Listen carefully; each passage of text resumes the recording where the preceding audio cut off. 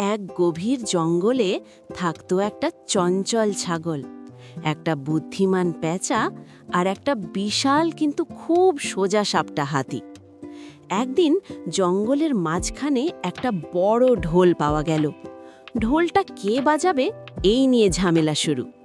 ছাগল লাফিয়ে বলল, আমি বাজাবো, আমি সবচেয়ে এনার্জেটিক।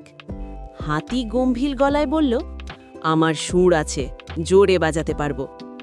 পেঁচা চোখ বড় করে বলল, বাজানোর আগে ভাবতে হবে কেন বাজাবো।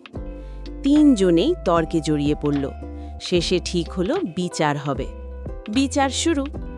পেঁচা বিচারক, ছাগল উকিল নিজেই, হাতি সাক্ষীও আবার অভিযুক্ত। ছাগল বলল, ঢোল বাজলে সবাই নাচবে, জঙ্গল আনন্দে ভরে যাবে। হাতি বলল, আমি বাজালে আওয়াজ দূরে যাবে, সবাই শুনবে। সব শুনে পেঁচা বলল, ঠিক আছে, কিন্তু যদি ঢোল ফেটে যায়? সবাই চুপ। পেঁচা হেসে রায় দিল, ঢোল বাজবে ঠিকই, কিন্তু হাতি ধীরে বাজাবে, ছাগল তাল দেবে, আর আমি দেখব সময় ঠিক আছে কিনা।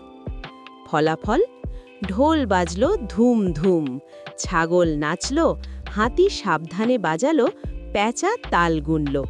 পুরো জঙ্গল নাচতে লাগলো।